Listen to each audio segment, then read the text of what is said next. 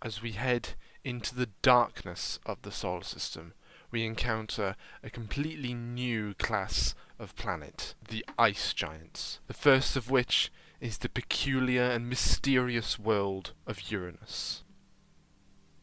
Uranus was the first planet to be discovered and not known since the ancient times. It was discovered by the British astronomer William Herschel in March 1781, who initially thought he was seeing a comet. Later observations showed that it had a circular orbit, and so a couple years later it was officially universally accepted that this was a new planet that was being observed. In really dark skies, this planet is a tiny speck to the naked eye. That's why it took until 1781 for this planet to be discovered, because it was just too faint to be discerned as a new object. Herschel initially named the planet Georgium Sidus, which means Georgian star, after the King of England at the time. But outside of Britain, this name was not popular. The French really protested and said we should name it after the discoverer of the planet, Herschel. Eventually, the dispute was settled and a name was suggested that was the Latinized name of the Greek god of the sky, Uranus, Uranus. Uranus orbits 2.8 billion kilometers from the Sun, which is about 20 times the distance between the Earth and the Sun. This great distance from the Sun means it takes 84 years to complete one circuit around the Sun. That's an entire human lifetime. Uranus is about 51,000 kilometers across, so it is the third largest planet in the solar system, but obviously not even close to the sizes of Jupiter and Saturn. This is just under 4 times the size of the Earth. Uranus has a mass about 14.5 times Earth's mass. Again, it's not very surprising, but it actually has the second lowest density of all the planets at about 1.27 grams per centimeter cubed. But this low-ish density means that Uranus has a very weak gravitational pull compared to the other planets. In fact, Uranus actually has a weaker gravitational pull than Earth. Its gravity is 89% that of Earth's. Is the only one of the gas giants that has a lower gravity than Earth. It's more comparable to Venus's gravity. One of by far the strangest things about this planet is its rotation. It has a rotation period of about 17 hours and 14 minutes. Actually, it's the longest of the gas giants. But it's not the length of day that's odd about Uranus. The way it rotates is that it's sort of on its side. It's sort of rolling over as it orbits the Sun. Its axial tilt is 97 degrees. So its poles are at an angle of 97 degrees to the plane of the solar system. There is not any planet with as extreme a tilt as that. And not only that, just like Venus, it actually does rotate retrograde, so it rotates clockwise rather than anti-clockwise. And this really strange flipped over nature of Uranus means that the poles experience 42 years of constant sunlight and then 42 years of constant darkness. And during equinox it actually has more of a normal day-night cycle. Now the big mystery is, how did Uranus actually get like this? How did it end up flipped over? Because the planets don't form like that. They form from the collapsing cloud of gas and dust that is rotating in that anti-clockwise direction. So how did Uranus end up like this? We don't know for sure, because we're talking about events that happened billions of years ago, but we think Uranus probably had a collision with another planet, maybe the size of Earth or even larger, and it knocked the planet over. And actually, simulations have suggested that when you do that to a planet, the moons actually follow the axis of rotation, which I think is really interesting. So that backs up the theory more.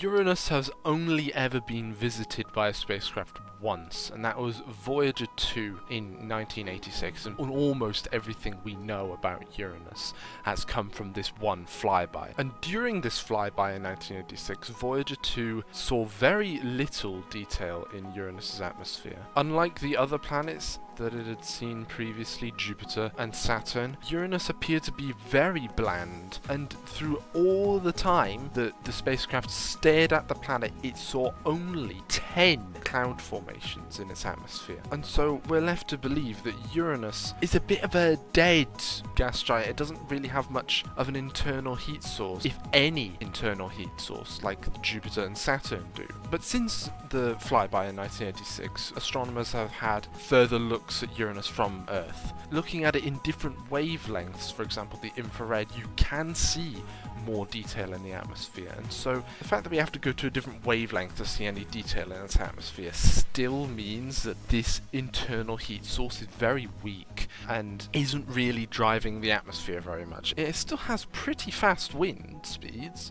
It's a very nice colour of a planet, but it's just not very exciting to look at. This sort of lack of cloud formations is supported by the fact that Uranus is minus 224 degrees Celsius, which actually makes it the coldest planet in the solar system. The atmosphere composition of Uranus is about 83% hydrogen, 15% helium, and 2.3% methane. And this higher percentage of methane is indicative of the colour of Uranus, because methane actually reflects blue and green light. And so what you get is a sort of pale blue planet.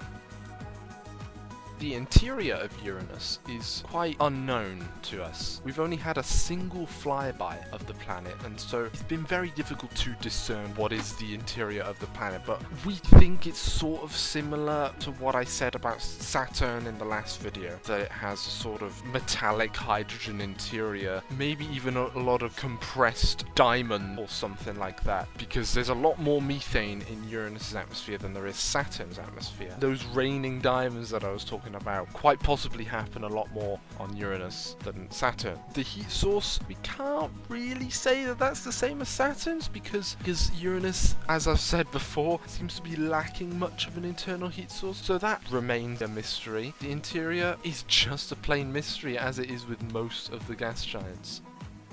Now, a really strange thing about Uranus is its magnetic field or magnetosphere. Before Voyager arrived in 1986, it wasn't exactly clear whether Uranus even had a magnetic field, but Voyager 2 did indeed confirm the existence of this magnetic field, but what they found was incredibly strange. The actual origin of the magnetic field is not at the center of the planet. It's actually offset from the center of the sphere that is the planet. But not only that, the magnetic poles are offset from the axial rotational poles by 59 degrees. And now this is odd. This is incredibly strange. Now, whether this is a feature unique to ice giants, we do not know, because as we will go on to in the next video, Neptune has the same thing going on. Whether there's some sort of ocean, maybe it's some sort of liquid diamond ocean or something, that almost like deflects this magnetic field into like a weird angle, as we see today. You see, this is completely opposite to Saturn that I said in the last video,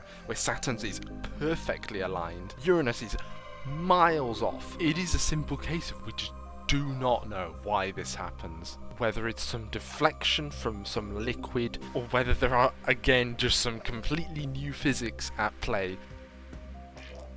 The rings of Uranus are something we only discovered in 1977. They were confirmed by Uranus occulting a star, and indeed it was found that there were some little blips in the star's light either side of Uranus. Therefore it was concluded that Uranus had rings. And now Voyager 2 images these rings in detail, and they were very dark. Their so-called albedo, which is the reflectivity, was very low. It was about 0.2, which is about the same as wet soil. And so this means that the rings of Uranus are very dirty, and so we can tell the rings of Uranus are much older than Saturn's rings, because they're very dark, They've been dimmed by the dust that's around the solar system. How they formed is anyone's guess, but close to Uranus are 13 small moons. They're the inner moons of Uranus. They orbit in these very unstable orbits, and what seems likely is that two of them, or maybe even groups of them, have collided and the materials have just spread out to form rings around Uranus. And the fact that there's several means that this has probably happened a few times. But just like Saturn's rings, there are shepherd moons keeping these rings in place. There is only one example that we've found so far, and this is the brightest outermost ring, which is called the Epsilon ring. There are two moons either side of it called Cordelia and Ophelia, and it works the same as Prometheus and Pandora in Saturn's ring. Cordelia is on the inside, Ophelia is on the outside, and so it keeps it nice and thin and neat. But the fact that there are more rings like this probably does mean that there are more shepherd moons around Uranus, but we just haven't quite seen them yet.